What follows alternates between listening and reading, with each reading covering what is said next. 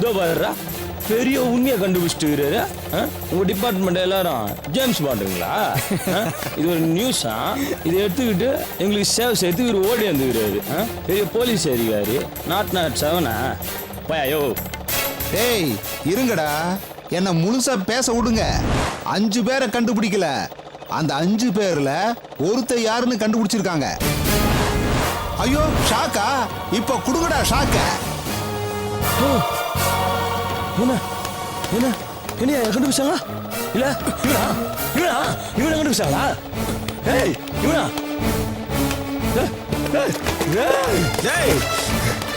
இவனை கண்டுபிடிச்சாங்களா? இவனா இவனையா? நல்லா பார்த்து சொல்லியா? இவனாயா இவனையா கண்டுபிடிச்சாங்களா? உங்கள யாரையும் இன்னும் போலீஸ் கண்டுபிடிக்கல. நீ குட்டி பையான்னு கூப்பிடுவியே, அவனை தான் கண்டுபிடிச்சிருக்கு. யோ என்னையா சொல்ற? அவன் பேரு ரவி, கரெக்டா? +2 படிக்கிறான், கரெக்டா? இது வரைக்கும் போலீஸ் கண்டுபிடிச்சிருக்கு. இதுக்கப்புறம் சென்னையில் இருக்கிற எல்லா ஹையர் செகண்டரி ஸ்கூலுக்கும் போலீஸ் போகும். +2 படிக்கிற பசங்களோட போட்டோ எல்லாத்தையும் வாங்கி கம்ப்யூட்டர்ல ஏத்துவாங்களாம். கம்ப்யூட்டர்ல ஏத்தி விஜயலட்சுமி கூப்பிட்டு உட்கார வச்சு, இதோ நீ கேட்டியே இவனா இவனா இவனான்னு, அதே மாதிரி விஜயலட்சுமி கிட்ட கேட்பாங்க. அவ ஒரு போட்டோவை பார்த்து பக்குன்னு கையை வச்சு இவன் தான்னு சொல்லுவா. அப்ப என்ன ஆகும்? குட்டி பையன் மாட்டிக்குவான். அதுக்கப்புறம் என்ன ஆகும்? உங்களுக்கு ஆப்பு. அதுக்கு மேல உங்களை யாராலையும் காப்பாற்ற முடியாது. ஆளை விடுங்கடா சாமி.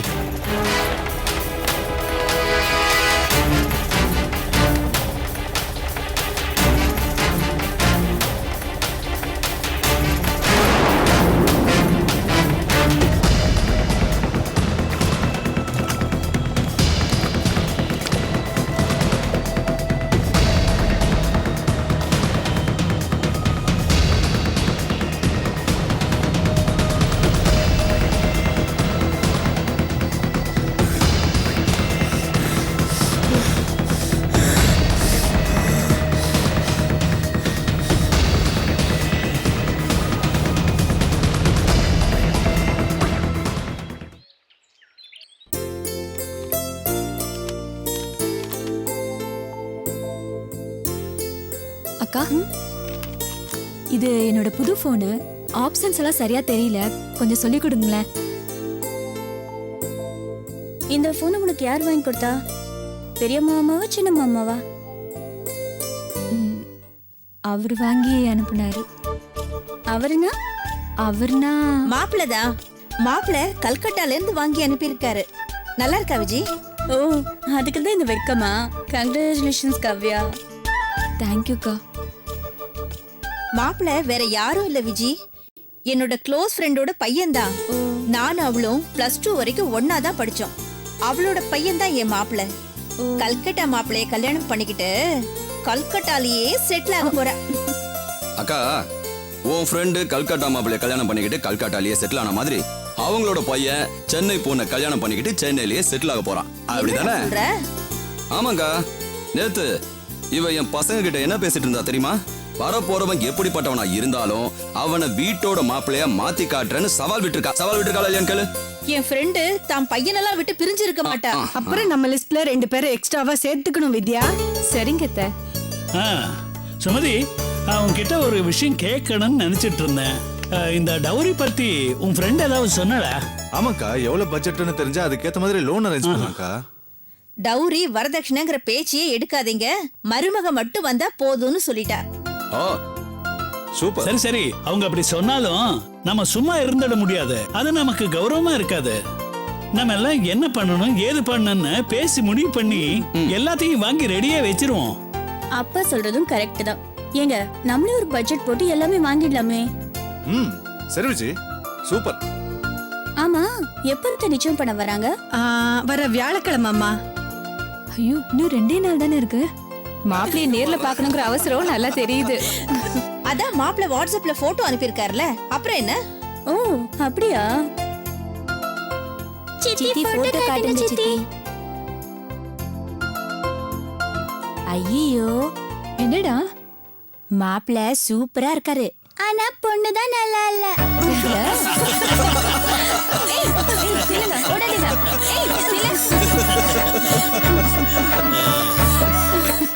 என்னம்மா வட்டியும் முதல்ல இந்த மாசம் தரேன், நீ என்னம்மா ஆச்சு? ஐயா இந்த மாசம் சீட்டு பணம் எடுத்துடலாம்னு நினைச்சேன். சீட்டு போட்டவன் சீட்டு பணத்தை எடுத்துக்கிட்டு ஓடி போயிட்டாங்க ஐயா. ஏமா சீட்டுக்கார ஓடிட்டான்னு அதெல்லாம் ஏமா என்கிட்ட சொல்ற நீ? கொஞ்ச நாள் பொறுங்க ஐயா, எப்படியாவது உங்க பணத்தை கொடுத்துருங்க ஐயா. நீ தானம்மா சொன்ன இந்த மாசம் தரேன்னு, நானா சொன்னேன்? ஐயா இவ்வளவு கஷ்டப்படுறியே ஏமா, உன்னை கேக்குறேன், இந்த பையனுக்கு வண்டி தேவையாமா? வண்டி ஐயா நான் தான் கஷ்டத்துல பிறந்து கஷ்டத்திலே வாழ்றேன். ஆனா என் புள்ள 4 பணக்கார பிள்ளைங்களோட பழகும்போது எல்லாரும் வண்டியில வராங்க, ஆனா நான் மட்டும் நடந்து போறதுக்கு கஷ்டமா இருக்குன்னு சொன்னாங்க ஐயா. என் புள்ள கஷ்டத்தை என்னால தாங்க முடியலையா, அதனாலதான் உங்ககிட்ட கடன் வாங்கி பைக் வாங்கி கொடுத்தேன். சரிம்மா, பார்த்தா பாவமா இருக்குதுமா. உன் மூஞ்சிக்காகத்தாம்மா கம்முன்னு இருக்கிறேன் நானு. சரிம்மா, எப்பமா பணத்தை தர? ஐயா எப்படியாவது கொடுத்துருங்க ஐயா. சரிம்மா, நான் உனக்கு ஒரு மாசம் டைம் தரேன், சரியா? அந்த 1 மாசத்துக்குள்ள கொடுக்கலன்னா நடக்கிற கதையே வேற. அவ்வளவுதான், வீட்டை பிரிச்சு போட்டு வீட்டுல இருக்க ஜாமான் சட்டெல்லாம் தூக்கி போட்டு போயினே இருப்பேன். சரிங்க ஐயா, கொடுத்துருங்க ஐயா. ஆ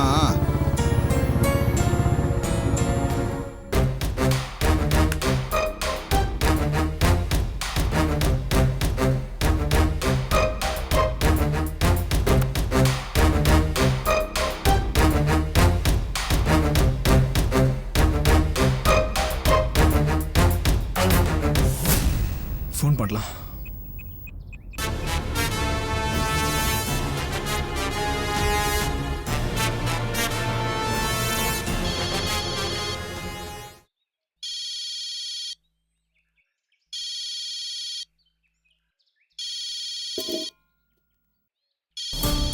தம்பி இங்க வாப்பா, இந்த போனை கொஞ்சம் ஆன் பண்ணி கொடுப்பா, எனக்கு ஒண்ணுமே தெரியல. ஹலோ அக்கா, கொடுங்க. ஹலோ ஹலோ, ரவி இருக்கானா? ரவி போனை வச்சுட்டு போயிட்டான்ப்பா. நான் உங்க அம்மா தான் பேசுறேன். என்ன விஷயம்? அது ஒண்ணும் இல்லக்கா, அவன் வந்தானா பூச்சி பேசணும்னு சொல்லுங்க.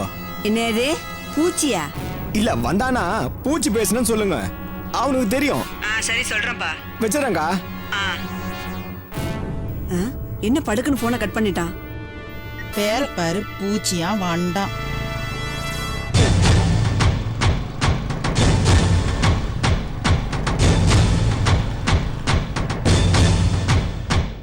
ஏன்பா கொஞ்சமாவது உனக்கு பொறுப்பு இருக்கா? இந்த போனை வாங்கி தரத்துக்கு நான் எவ்வளவு கஷ்டப்பட்டேன். ஒண்ணுக்கு 2 வீட்டுல வேலை செஞ்சேன்டா. என்ன அதுக்கு? கொஞ்சம் பொறுப்பா நடந்துக்கப்பா. அதெல்லாம் தெரியும். செலவுக்கு 100 ரூபா பணம் கொடு. 100 ரூபாய் இல்ல 50 ரூபாய் இருக்கியா? எப்ப நீ கேட்ட காசை கொடுத்துருக்க? இப்ப சும்மா தானே இருக்கிற, 4 வீட்டுல சேர்த்து வேலை பாரு. டேய், உனக்காக என் உடம்புல உசுறு இருக்கிற வரைக்கும் உழைக்கிறேன்யா. ஆனா எனக்கு அப்புறம் உன்னை யாரையா பார்த்துப்பா? ஐயோ, நீயே கொஞ்சம் பொறுப்பா இருந்துக்கடா. அதெல்லாம் எனக்கு தெரியும். தம்பி, உனக்கு ஏதோ போன் வந்துச்சுப்பா. யாரு? யாரோ பூச்சியா. என்ன சொன்னா? என்னன்னு தெரியலப்பா, வந்த உடனே உன்னை போன் பண்ண சொன்னான். ஏன்பா நல்ல பசங்க கிட்ட பழகுப்பா, பேரை கேட்டாலே பொறுக்கித்தனமா இருக்கு. அதெல்லாம் எனக்கு தெரியும்.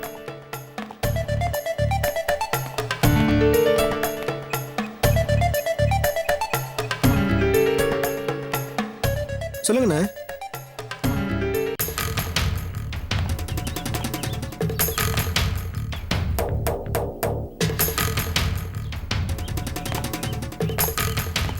சார்,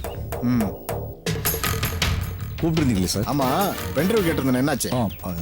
இந்த சார், இதுல சென்னையில் இருக்கிற அத்தனை ஹையர் செகண்டரி ஸ்கூல்ல படிக்கிற +2 பசங்களுடைய லிஸ்ட் இருக்கு சார். ஓகே. இதுல எல்லாருடைய அட்ரஸையும் போட்டோவையும் கலெக்ட் பண்ணி வச்சிருக்கேன் சார். Very good. மறுபடியும் சொல்றேன் மோகன், இது உங்களையும் என்னையும் தவிர வேற யாருக்கும் தெரியக்கூடாது. கான்ஃபிடென்ஷியலா இருக்கணும். கண்டிப்பா சார். நீங்க உங்க ஒர்க்கை ஸ்டார்ட் பண்ணுங்க, தைரியமா கண்டினியூ பண்ணுங்க. சரியா சார்?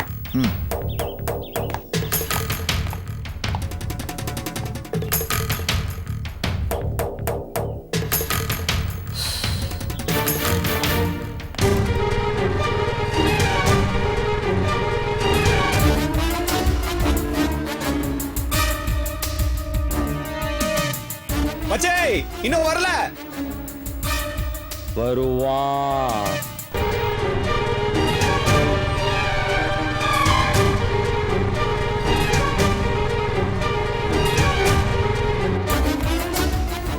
தல வந்துருவான்ல தல. வருவான்டா.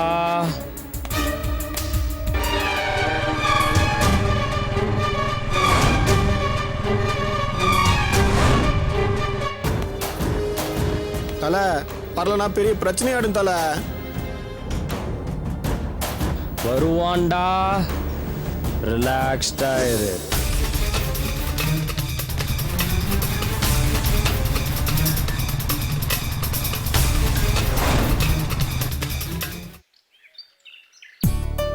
ஏமா சுமதி, நாளைக்கு காவியாக்கு நிச்சயம் பண்ண வரும்போது அவளுக்கு எவ்வளவு நகை போடுவோம்னு சொல்லிடுமா. ஏன்பா அவங்க தான் நகையெல்லாம் எதுவும் வேண்டான்னு சீர் செய்ய வேண்டான்னு தெளிவா சொல்லிட்டாங்கல்லப்பா. என்னம்மா நீ திரும்ப திரும்ப அதையே சொல்லிக்கிட்டு இருக்க? எதுவும் வேண்டாம், உங்க பொண்ணு மருமகளா வந்தா போதும்னு சொல்றது அவங்க பெருந்தன்மை. நம்ம பொண்ணுக்கு சீர் செய்யறது நம்ம கடமைமா. ஆமா. ஐயோ அப்பா போதும்பா, நிறுத்துங்கப்பா. ஃபேமிலி மீட்டிங் ஆரம்பிச்சதுல இருந்து பொண்ணும் அப்பாவும் திரும்ப திரும்ப இதையே தான் பேசிட்டு இருக்கீங்க. சரி, காவியாவுக்கு என்ன சீர் செய்ய போறீங்கன்னு நீங்களே ஃபைனலா ஒரு ஜட்ஜ்மெண்ட் கொடுங்க. இன்னைக்குதான் மாமா நீங்க சூப்பரா வாதாடி இருக்கீங்க. மாப்பிள்ளை வீட்டுக்காரங்க சீர் வேணான்னு சொன்னாலும் இவளே வாங்கி கொடுத்துருவா போல இருக்கு. இந்த காலத்து பொண்ணுங்க எங்களை மாதிரி ஏமாந்தவங்களா என்ன? இப்பெல்லாம் சொத்துலயும் பங்கு கேட்டு வரதட்சணை சீர் சனத்திலையும் தெளிவா இருக்காங்க. அம்மா இத பாராட்டா சொல்றியா இல்ல பொண்ணுங்க செலவு வச்சுட்டு போயிடுவாங்கங்கிறதுக்காக சொல்றியா? சரி சரி, இப்ப எதுக்கு இந்த வெட்டியான ஆர்குமெண்ட்? நான் அறிவிப்பை வெளியிடுறேன். காவ்யாக்கு இப்ப இருக்கிற நகையோட இன்னொரு 5 பவுன் நகை எடுத்துருவோம். மாப்பிள்ளைக்கு 3 பவுன் செயின் எடுத்துருவோம். அப்புறம் 1 பவுன்ல நிச்சயதார்த்த மோதிரம் பண்ணிடுவோம். கல்யாண செலவுல பாதி ஏத்துக்குவோம். அப்புறம் கோட்டு சூட்டு அது இதுன்னு சூப்பரா ஜமாய்ச்சிருவோம். நிறுத்துக்கா. எங்க அக்கா இருக்காளே, இந்த மாதிரி எமோஷனல் டிராமா வரும்போது அழுது புரண்டு நோ ஆர்குமெண்ட்ஸ் வாங்கிடுவா. பயங்கரமான ஆளுக்கா நீ, அப்படிதானே? உங்க வக்கீல் புத்திய வீட்ல காட்டாதீங்க. இருக்கிறது ஒரே ஒரு அக்கா பொண்ணு, அதுக்கு சந்தோஷமா நல்லா செய்யணும்னு நினைங்க. ஏண்டி எங்க அக்காவோட கேரக்டரை சொன்னா நீ என்ன வில்லல மாத்திர போல இருக்க? சரி சரி சரி, இனிமே இந்த டவுரி விஷயம் யாரும் பேச வேண்டாம். விஜயோட கல்யாணத்துல கூட நம்ம நகை எதுவும் போட வேண்டாம்னு சொன்னோம்ல. விஜயோட அப்பா என்ன பண்ணாரு? நம்ம பேச்சு கேட்டாரா? அவரு செய்ய வேண்டியதெல்லாம் செஞ்சுதானே அமிச்சாரு. போய் பாரு.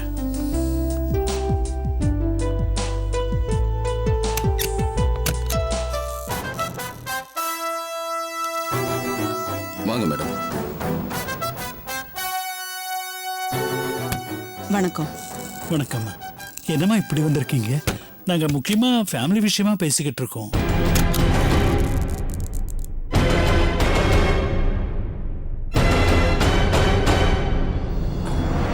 Hello sir. வணக்கம். வாங்க அங்கிள். வணக்கம். வணக்கம் மேடம். வணக்கம் சார். என்ன விஷயமா வந்திருக்கீங்க? ஒரு சின்ன என்கொயரி, கிளாரிஃபிகேஷன், அவ்வளவுதான். நாங்க கிளம்பிடுவோம். சார், விஜய் கிட்ட நீங்க பேசி ஆகணும்னு சொன்னீங்க. பேச அனுமதிச்சோம். எல்லா டீடைல்ஸும் ஸ்டேஷன்ல வச்சு வாங்கியிருக்கீங்கல்ல, அதை வச்சு குற்றவாளிகளை பிடிக்க பாருங்க சார். அடிக்கடி இப்படி வீட்டுக்கு வர்றதெல்லாம் நல்லா இல்லை. நாளைக்கு என் பேத்திய நிச்சயம் பண்ண வராங்க. இப்படி போலீஸ்காரங்க வீட்டுக்கு வந்து உட்கார்ந்து இருக்காங்கன்னு தெரிஞ்சா அவங்க என்ன நினைப்பாங்க? சார் சார் சார், எங்க இன்ஸ்பெக்டர் சாரு, வக்கீல் மேடம் எல்லாருமே அந்த அக்யூஸ்டுங்களை கண்டுபிடிச்சு தண்டனை வாங்கி கொடுக்கறதுக்கு ரொம்ப தீவிரமா இருக்காங்க. அந்த கிரிமினல்ஸுக்கு எல்லா இடத்துலயுமே சாதகமான ஆளுங்க இருக்காங்க. சின்ன சின்ன மூவ்மெண்ட்ஸை கூட கண்டுபிடிச்சு இந்த கேஸ் நகர விடாம பண்ணிடுறாங்க. அங்கிள், நான் இப்ப என்ன செய்யணும் சொல்லுங்க அங்கிள். பாலு, உனக்கு எத்தனை தடவை படிச்சு படிச்சு சொன்னேன்டா, வீட்டை போலீஸ் ஸ்டேஷன் ஆக்காதேன்னு. விஜய், நீ உள்ள போ, நான் டீட்டெயில் என்னன்னு கேட்டு சொல்றேன். விஜி, ஒரு நிமிஷம் நில்லுமா. நாங்க அன்னைக்கு வந்து உன் வீட்ல பேசி ஏமாற்றமா திரும்பி போன போது நீதானேமா எங்களை நிக்க சொல்லி தைரியமா எங்களோட வீதியில இறங்கி போராடுவேன். நீயே ஏமா இப்ப தடுமாறுற? அதுக்கு நான் பதில் சொல்றேன் வக்கீலம்மா. அன்னைக்கு விஜய்க்கு இருந்த கோபம் அவளை உங்க கூட வர வச்சிருக்கு. அதுக்கப்புறம் யோசிச்சு பார்த்திருப்பா, தான் ஒரு பெரிய குடும்பத்துக்கு மருமகளா இருக்கோமே, தனக்கு வர எந்த கஷ்டமும் தன் குடும்பத்துல உள்ள எல்லாரையும் பாதிக்கும்னு உணர்ந்திருப்பா. கம்ப்ளைண்ட் கொடுத்ததோட போதும் மத்தது கடவுள் விட்ட வழின்னு நினைச்சிருப்பா. சபாஷ் சார். பெண்களுக்காக ஆண்களும் குரல் கொடுப்பாங்கன்னு நான் கேள்விப்பட்டிருக்கேன். ஆனா இன்னைக்கு தான் நான் நேர்ல பார்க்கறேன். விஜிக்காக நீங்க நல்லாவே குரல் கொடுக்கறீங்க.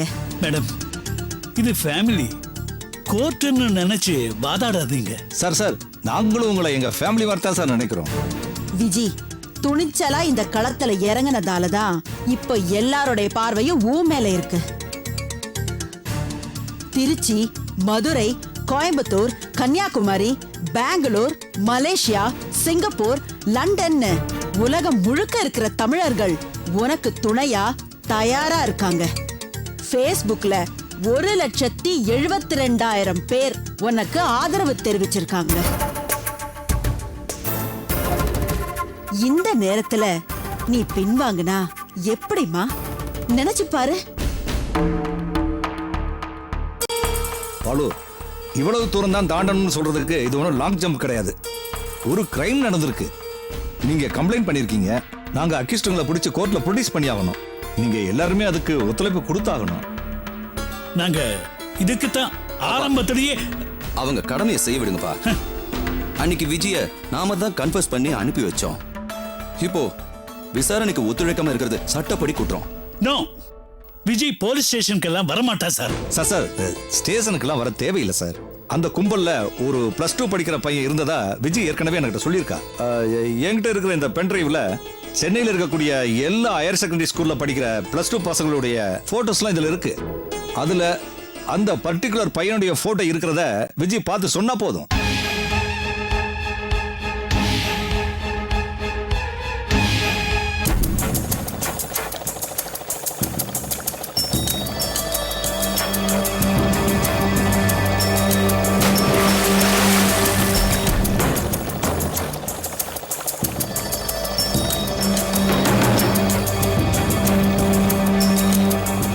மச்சே, இது ரிலாக்ஸ்ட் ஆகிறதுக்கு டைம் இல்லை. ஏய், நான் ரிலாக்ஸ் ஆகலடா, தயாராகிட்டு இருக்க மச்சி.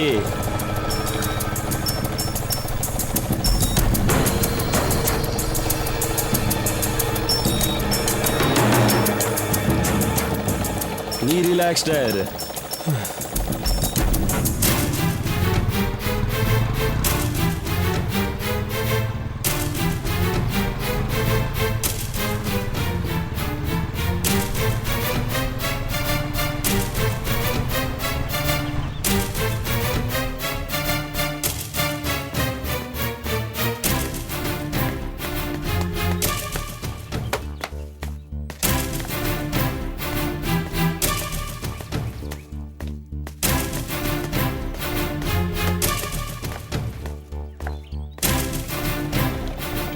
தல, ஹேய், என்னடா குட்டி பையா, வாடா. ரொம்ப ஜாலியா குஷியா இருக்க போல இருக்க. சூப்பர் கோழி ஒன்று பார்த்து வச்சிருக்கேன் தல. நீ ஓகே சொன்னா இன்னைக்கே பிரியாணி பண்ணிடலாம் தல. ஏன் நாங்களாம் சாப்பிட்ட பிறகு மிச்சம் மீதி பிரியாணியா நீ சாப்பிடலாமா? ஆமா தல. டேய் குட்டி பையா, நீ ரொம்ப நல்லவன்டா. நான் தான்டா கேட்டவன். உன்னை இதே பம்ப் செட்டில் வச்சு 2-3 தடவை மிதின்னு மிதிச்சிட்டேனா, நினைச்சா மனசுக்கு ரொம்ப கஷ்டமா இருக்குடா. அது பரவாயில்ல தல. எங்க அப்பா கூட தான் 6 தடவை என்ன தூக்கி போட்டு மிதிச்சிருக்கான். அடி வாங்க தான் உடம்பு சும்மா கின்னுன்னு இருக்கு. டேய் குட்டி பையா, நீ வீரன்டா. நான் சும்மா தொடர்ந்து விஜயலட்சுமி ரேப் விஷயத்துல வெளில வந்துச்சு பத்தியா, அப்படியே பயந்துட்டேன்டா. அதனால தான்டா உன்னை அன்னைக்கு போட்டு. அட வருத்தப்படாத தல. இதே சொல்லிட்டு இருக்க நீ. உனக்கு என்ன செய்யணும் சொல்லு, என்ன ஹெல்ப் செய்யணும் சொல்லு தல.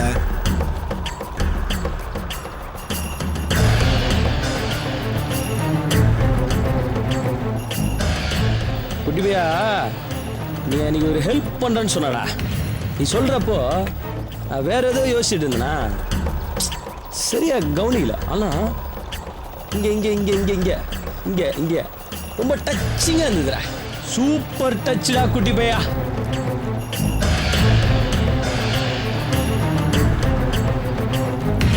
தல, என்ன தல ஒரு மாதிரியா பேசுற? நீ தானடா குட்டி பையா சொன்ன கழுத்து அறுத்துடுன்னு சொன்னல, அது எந்த அளவுக்கு உண்மைன்னு நான் பார்க்கணும்னு நினைக்கிறேன்டா குட்டி பையா. தல